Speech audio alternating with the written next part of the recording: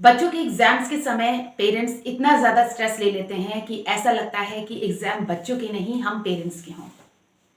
बच्चों के नंबर अच्छे आ जाते हैं तो ऐसे खुश हो जाते हैं जैसे खुद को नंबर मिले हों। नंबर कम आ जाते हैं तो इतना नाराज हो जाते हैं जैसे इन्हीं के नंबर कट गए हों। कुछ पेरेंट्स इतना ज़्यादा स्ट्रेस ले लेते हैं कि बच्चे पे बहुत ज़्यादा प्रेशर डालने लगते हैं और इस प्रेशर में बच्चा ढंग से नहीं पढ़ पाता है। हेलो पेरेंट्स, मेरा नाम है मधु और आज के वीडियो में हम डिस्कस करेंगे कि बच्चे को हम बिना स्ट्रेस के और उसे बिना प्रेशराइज किए कैसे पढ़ाएं। तो चलिए शुरू करते हैं। बच्चों के एग्जाम्स के समय पेरेंट्स इतना ज़्यादा स्ट्रेस में आ जाते हैं, इतनी टेंशन ले लेते हैं कि बच्चों पे इतना प्रेशर डालते हैं कि पढ़ो पढ़ो पढ़ो करके कि उन्हें थोड़ी देर के लिए भी, 10 मिनट के लिए भी खेलने नहीं देते हैं। बच्चा जरा सा खड़ा होकर अगर इधर उधर भी देखने लगता है तो तुरंत डांटना शुरू की, क्यों खड़े हो, तुम्हारे एग्जाम है, बैठो पढ़ो। वो इतना स्ट्रेस में आ जाते हैं पेरेंट्स कि बच्चों को बिल्कुल रिलैक्स नहीं होने देते हैं, ना खुद रिलैक्स होते हैं। सो पेरेंट्स, बच्चों को इतने स्ट्रेस में आपको नहीं पढ़ाना है। इतने स्ट्रेस में अगर आप पढ़ाएंगे तो बच्चा ना ढंग से पढ़ पाएगा और ना आप उसे पढ़ा पाएंगे। होता यह है इस स्ट्रेस में कि आप बच्चे को डांट डांट के, उसे बोल बोल के, बुरा भला बोल बोल के पढ़ा रहे हैं और उसी में बच्चा जब नहीं पढ़ पाता है तो आप उसकी पिटाई करने लग जाते हैं और इस पिटाई में कहते हैं तुम्हें इतना भी नहीं याद होता है, इतना भी नहीं याद होता है। इसमें आप भी स्ट्रेस में हैं, बच्चा भी स्ट्रेस में आ गया और ना बच्चा चाहते हुए भी बच्चा उस टॉपिक को लर्न नहीं कर पाएगा, समझ नहीं पाएगा, क्योंकि ऑलरेडी वो आपको देख रहा है कि आप इतने गुस्से में हैं, अगर मैंने जरा भी गलत बोला तो मेरी पिटाई हो जानी है या मेरी डांट पड़ेगी। तो इतना स्ट्रेस आप ना लें, नॉर्मल होके बच्चे को पढ़ाएं। और इतना स्ट्रेस आपको लेना तब पड़ता है जब आपके पास टाइम बहुत कम हो। तो इसीलिए जब भी बच्चों का शेड्यूल मिले, डेट शीट का, सिलेबस का, तो पहले से ही बच्चे को पढ़ाना शुरू करें और बच्चे का जो चैप्टर है पूरा वो पहले से ही उसको समझाते चलें।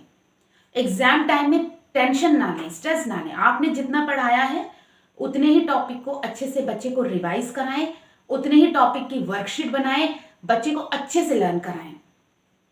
होता यह है कि हम पूरा सिलेबस कवर करने के चक्कर में बच्चे को जो पहले पढ़ाया है उसकी रिवीजन भी नहीं कराते और वो टॉपिक जो बच्चे को हम ऑलरेडी पढ़ा चुके हैं, रिवीजन ना कराने की वजह से बच्चा एग्जाम में भी नहीं लिख पाता है।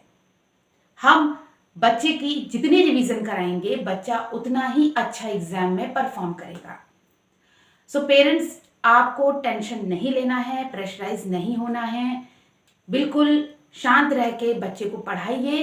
देखिए, बच्चा आपका है, बच्चा जितना पढ़ पा रहा है उसको उतना पढ़ाइए। हर बच्चे एक से नहीं होते, हाथ की पांचों उंगलियां बराबर नहीं होती हैं। ज़रूरी नहीं है कि अगर एक बच्चा 20 आउट ऑफ 20 ला रहा है और आपका बच्चा 20 में से 10 नंबर ला रहा है तो आप परेशान हो। आपका बच्चा 10 नंबर लाया, आप उससे सेटिस्फाई होना सीखिए और आगे देखिए कि आपको बच्चे में और क्या इंप्रूवमेंट करना है। शुरू से ही उसकी इंप्रूवमेंट में लगिए।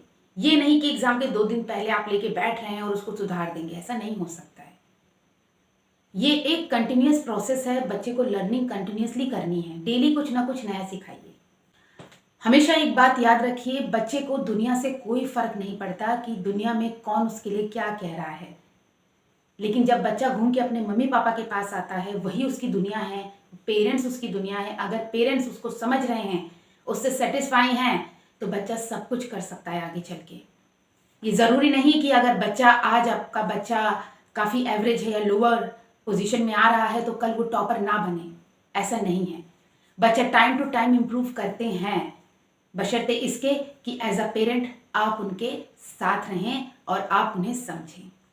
आई होप पेरेंट्स आपको ये वीडियो पसंद आया होगा और आप अपने बच्चे को अब स्ट्रेस फ्री होकर पढ़ाएंगे और उन्हें भी ज़्यादा प्रेशराइज नहीं करेंगे। सो मिलते हैं नेक्स्ट वीडियो में। Good bye parents and happy parenting.